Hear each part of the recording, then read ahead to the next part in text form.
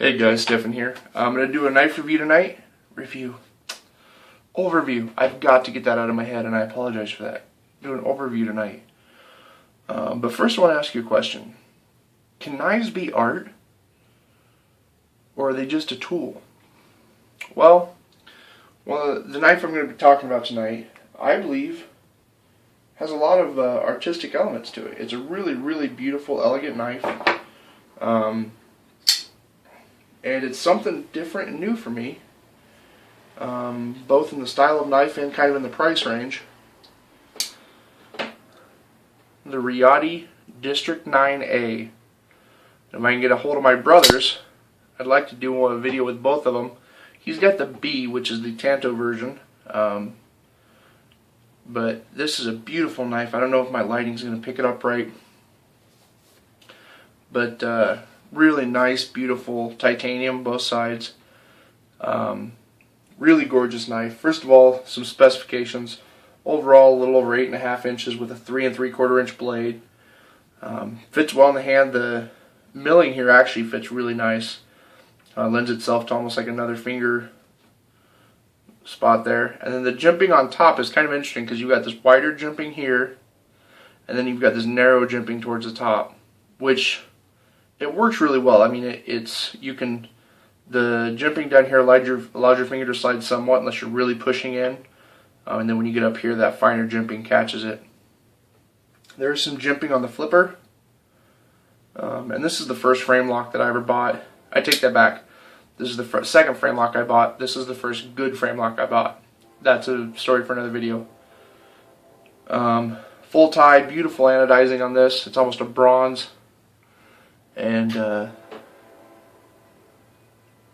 bronze. Both the blade is stonewash and fingerprinty because it collects oil really quick. And then the pocket clip and the back spacer, which my back spacer is almost all the anodizing is almost rubbed off. I carry this thing a lot, but it was originally the same kind of greenish bronze as the pocket clip here. It's got a lock bar insert on the inside, and then it's got the over travel there, and then the inside. This was really cool, I thought. The jimping or the machining on the back of the knife here has blue. It was anodized blue, and that's kind of starting to wear, but that was really neat.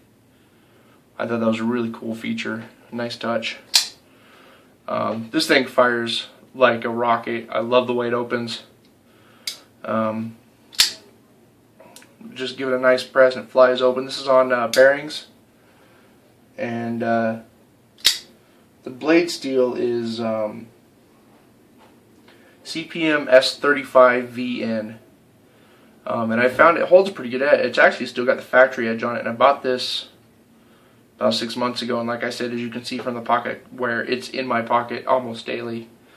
I thought this was a cool design. It's not your typical drop point. It's kind of, it goes forward and then it's got this kind of swoop down that's kind of machined to a flat, but it's really accented nicely by these swedges on the top here, and it's kind of a nice aesthetic. Gives it a nice strong tip as well. Really beautiful knife. I really like it. It's also kind of fun to just snap open like that, but this thing, I mean, it shoots open and locks with authority. It is a bit heavier of a knife. It's 7.45 ounces. So it's a bit heavier of a frame lock, but it's also, like I said, a bit larger of a knife. In comparison, there's a Spyderco Manix XL. Just grabbing what I have here tonight. A Benchmade Adamas. You see it's comparable size. Really nice though. Really great fit and finish. And this represented for me a new personal landmark in knives. I never paid more than $120 for a knife until this year when I bought this knife and the other one I bought with it. And it's just the fit and finish, the craftsmanship, everything that's gone into this is just amazing. It really is a beautiful knife, and it's a lot of fun to use, and it's one of those knives that you pull out and people just, whoa, that's a pretty cool knife, and I'm really proud of it and I really like it.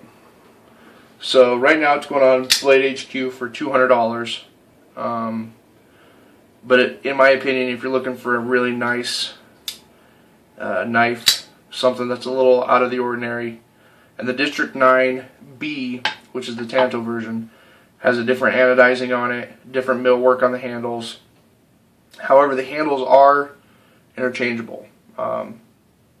Maybe if I get my brothers, I can do a side-by-side comparison and show you that. But anyway, for a knife that's just, I mean, it's almost a work of art. It's beautiful.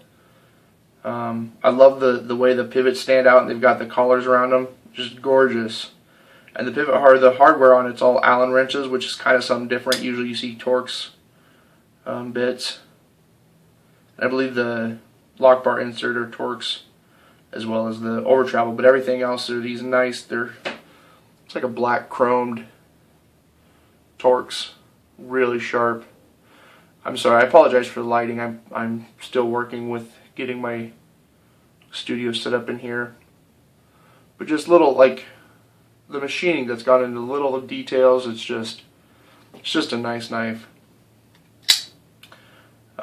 Definitely one I enjoy carrying, and definitely one to check out. Thanks for watching the videos, guys. I appreciate the comments and the subscriptions. I enjoy going back and talking to you guys and doing my knives. It's something I love, and it's a passion, and I've got some really nice ones coming up, and there are no videos on YouTube about them, so I will have, as of right now, the only videos on YouTube about the knives that I'm getting, so I'm kind of excited about that. So yeah, thanks for watching. This was the Reate Distract-9A, the drop point. Again, thanks for watching. You guys have a good one.